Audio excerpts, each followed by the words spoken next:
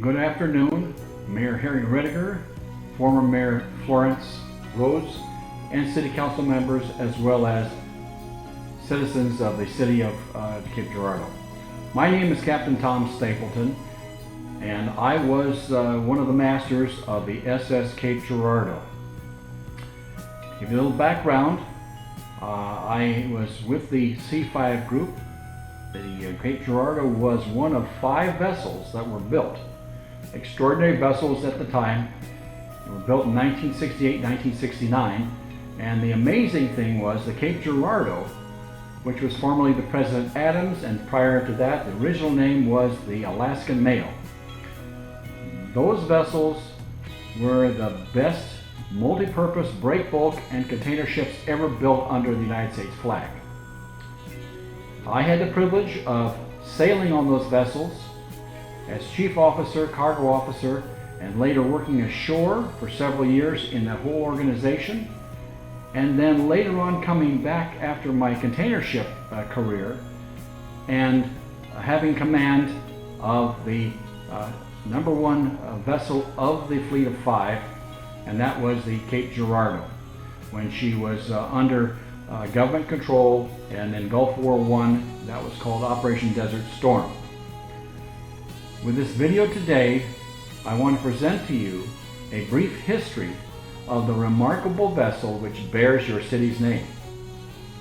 And besides that, a vessel, one of 5 sister vessels that were extraordinary in the design and the full operation and capabilities. And so it's very fitting that your city has a vessel named after it, which is extraordinary and unique. And I think that probably typifies the spirit of your community. And so please enjoy this video. I want to just simply say the C5s, that was the name of the class of the vessels. They were 605 feet long. That's about 2 football fields long. And they were an integral part of my life and still are. I met my wife of 34 years, Marta, on the President Wilson, which was one of the C5s when it made a call in Mazatlan, Mexico, to then carry cargo to the People's Republic of China in 1979. What was remarkable about that voyage, like all the C5 voyages, was that they were not on a scheduled run. They were called the grab bag run by the passengers. Anyway, we were the second vessel to call the People's Republic of China in 1979, but that vessel, the President Wilson, had the distinction of carrying the first containers into China as well as the first outbound containerized cargo. So sit back, enjoy this video, and I'm honored to hopefully visit your city in July on the 18th, 2014, and meet you fine people. Once again, enjoy the video and thank you. The idea for the C5s began around 1963, 5 years before the ships were launched, by American Mail Lines, the owner, based in Seattle. They were designed by J.J. Henry Company Naval Architects, and remarkably the ships were built in Newport News, a shipyard in Norfolk, Virginia. Unusual in that they were commercial ships, where they normally build aircraft carriers. They were designed to carry not only 20,000 tons of break bulk cargo, but liquid cargo as well, also heavy lift cargo, and also refrigerated cargo.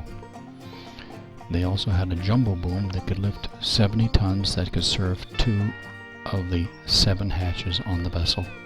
The ships were very flexible and even carried containers of all sizes. During the 17 years of the 5 vessels' commercial life, they generally traded from the Pacific Northwest of the United States out to the Far East and then into the Singapore, India, Pakistan range, carrying relief cargoes, public law 480 cargoes, grain, bag goods of all type, relief cargo for the poorer countries.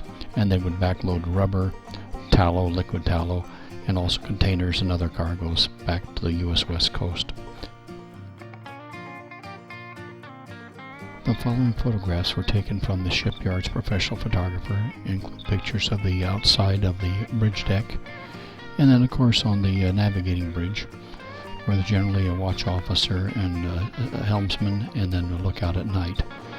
And the ships typically would have a bridge control, but that was disabled later on because of jurisdictional problems with the one of the 7 unions. The ship was well laid out. It had a bridge telegraph there for operating the single screw 24,000 horsepower engine, which comprised of 2 large steam boilers. This is a picture of the chart room just abaft the bridge itself, and where all the navigation was done, and not uncommon. And this is an example of the master stateroom. You can see a hose on the upper left there. That's a voice tube designed to communicate with the bridge. You basically blow air to trigger a whistle and listen back and forth as needed. This is the officers' lounge. When the 3 deck officers, which were watchstanders, were off duty, they would be in there to play cards and to read and to do other things. And here's the crew lounge as well, similar for the unlicensed crews. Here's an example of chief engineer's stateroom. You can see on to the right a couch or settee that's vinyl cover, and that was done so that if they had to sleep in a greasy boiler suit, they wouldn't wreck the office. This is the purser's office. The purser was the man in charge of the money, medical, and payroll. Very important job on the ship, and it's been eliminated in the newer vessels. Here's an example of one of the officers' staterooms, and each crew member and officer had their own personal stateroom, all air conditioned. The ships carried 12 passengers, 12 because any more than that they'd have to have a position. There's an example of the passenger list that would be printed prior to the passengers boarding for the 100 to 110 day voyage, known as the grab bag, because nobody knew where the vessels would go. People would sign up about 2 years ahead of their voyage. Mary J. was the interior decorator for American Mail Lines and APL, American President Lines, and she decorated in lavish teak, and each vessel basically had their own motif. The Indian Mail had items dealing with India, Alaskan Mail had items dealing with Alaska, etc. And these are some, this is the saloon and passengers dining room. It was on the main deck, looking forward. Unfortunately, had a block view. They really wanted to build this a deck higher, but never happened. Here's another example of some of the passenger staterooms, and then also you see, as you can see, the artwork was very dramatic and interesting. Some more shots of the interior of the passenger staterooms. They were all beautifully furnished in teak, and were very lovely. Passengers would wait for 2 years to be able to get passage or make a passage on a vessel like this, because if the vessel operated or steamed more than 90 days, they would get a refund if the voyage was longer, and would not have to pay any extra. These are the engine spaces. This is called the Bailey board, or this is the non-air conditioned space where all the throttles were operated for the single screw twin boiler ships. Engineers would be working in temperatures of 110 to 120 degrees Fahrenheit, not uncommon. And this was manned 24 hours a day. This is the lower fire room of the boiler. There were 2 boilers. You can see the 3 burners there in the silver. Those were automated and had a fireman to operate them. Also had a commercial reefer cargo space, and this was the control room or control space where they would monitor the temperatures for the reefer cargo, which was carried in frequently. This was one of the steam turbine generators that would generate electricity for the vessel. There were generally 2 of these. Next is the fuel oil transfer pumps. These are the things that would transfer fuel from the tanks back to the settling tanks every day. That's an example of the fuel oil transfer pump right there.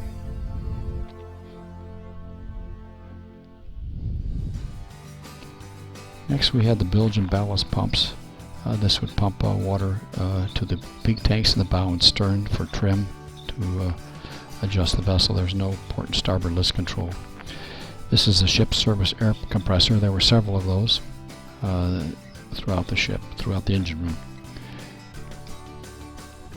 This is the steering engine room that would control the rudder, single rudder. And in the upper left you can see tubes. The ships originally were fitted to have stern anchors, but they never were fitted on the vessel.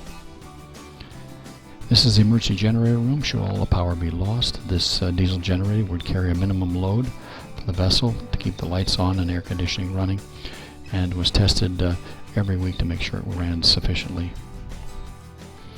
This is the CO2 room. All the cargo spaces and the engine room were protected by CO2 that could be released separately with alarms for the crew to get out. This is for fire control. It's an example of the crew laundry. The officers had their own laundry as well, and very convenient. Aboard the C5s there was one galley and 3 pantries. They were very modern, and they would accommodate the crew, passengers, and officers. 3 meals a day plus snacks at night. The food top-notch, 3 entrees at every meal. Most of the equipment in the galley was made out of stainless steel for easy cleaning and also for hygiene, and passed the highest standards of the U.S. public health as well. This is an example of one of the crew pantry, where they have a fixed coffee maker. The crew could use it round the clock. And here's an example next of the dry storage locker. The ship could actually take 4 to 6 months worth of supplies for a long voyage. The C5s were very versatile because they were self-sustaining vessels, meaning they could load and be unloaded without a shoreside crane. They had giant booms. They had large king posts to hold the booms, as well as a jumbo boom. They could serve 2 hatches, could lift 70 tons, such as an army tank or bulldozer. Very flexible. There were 7 hatches on these ships, and they were served mostly by 20-ton booms that could be handled by the crew or the longshoremen to go to any port, and to load and discharge as well. That's what made the ship so flexible. They didn't have to go to a container port. They could even load and unload containers as well. A limited degree, over 300 was basically the maximum limit. They also had forklifts on board. This is an example of an electric forklift that was stowed back near the stern near hatch number 7, the aftermost hatch. And here's an example of one of the reefer boxes, one of the 4 reefer boxes in hatch number 5 that could take frozen or refrigerated cargoes on pallets. Very, very useful. Next is the deep tanks that could carry heated cargo such as tallow for making soaps, and other liquid cargo as well, or dry cargo. Again, these ships had so many different cargoes that it could accommodate. It was remarkable. The chief officer on the C5s, the chief mate, had a very important position. He planned all the loading and discharge of all the cargo, unlike what happens today with the modern container ship, which is all done by planners ashore and longshoremen ashore. The ships were very interesting in that they had 7 hatches. Again, accommodated containers, dry cargo, even bulk grain, refrigerated cargo, as well as liquid cargo. They were flexible in so many areas. The vessels even had a bow thruster to move the bow when docking and undocking the vessel, thus reducing the need for a tugboat. Stability was critical on these vessels, and stability calculations had to be done by hand up until about 1979. That operation took 45 minutes, and often with multiple iterations it took a long time to calculate whether the vessel would be on an even keel as well as not being top heavy. So that was a very important requirement to solve these things rather than do it by hand, and so we looked toward automation, and I'll tell you more about that. In 1978, while on a container ship, I wrote the first stability and trim software for an American vessel, and while I was working for American President Lines. So I realized when I got the C5s we needed the same thing, so I wrote a program there, but later migrated to the HP 85 and was so successful the company bought licensing rights from me and had me install these computers on each of the 5 vessels. The first of any fleet in the United States, if not the world, to have computers on board. And it saved the time from 45 minutes, reduced it down to about a minute to do all the calculations and to make the ship very safe. I was asked to take a position in charge of the computers on board the vessels for the American President Line's fleet, which I accepted, and for a period of several years installed computers and wrote software on several different types of vessels. It was a very interesting period in my life. In 1968, I had the sad task of creating the bids to sell 2 of the vessels to the United States government. And we chartered out the other 3 C5s, so American President Lines was out of the business of operating the C5s at that point. A very sad period. But we did have the operational agency rights to manage the vessels. And when the Desert Storm Gulf War started, 2 vessels, the Cape Girardeau and the Cape Gibson, were activated in September of 1990 and loaded cargo for the Far East to the Persian Gulf. I was fortunate enough to be master of the Cape Girardeau for several months. I used my skills and corporate knowledge of the vessels to load cargo to the Gulf and back again, and then on to Rotterdam as well, to take all the retrograde material as well as the trucks, tanks, and other vehicles back to Europe, where they had mostly been drawn from. Interesting period of time. My breakbulk experience helped me with the loading of all the deck cargo as we were heading toward Rotterdam through the Suez Canal. Most interesting time. We also had some captured Iraqi equipment howitzers, and I asked that the tan-colored one be located up on hatch number 1, flanked by 2 dark green mobilized howitzers that were American, being brought back to Europe, because I said I wanted to have a first-class hood ornament on the SS Cape Girardeau to make everybody proud. By 1992, both the Cape Girardeau and the Cape Gibson were laid up in Alameda with all the cargo requirements completed, and then laid up permanently in Suisun Bay in California. In my career with the C5s, this is a tribute to all the special people. Thank you to the citizens of the city of Cape Girardeau, including both mayors and the city council.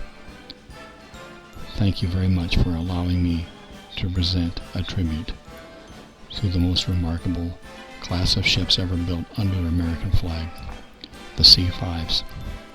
There's only 2 remaining. And I hope that the city may consider, when the Cape Girardeau is finally determined no longer required, to possibly look toward acquiring the vessel from the Maritime Administration.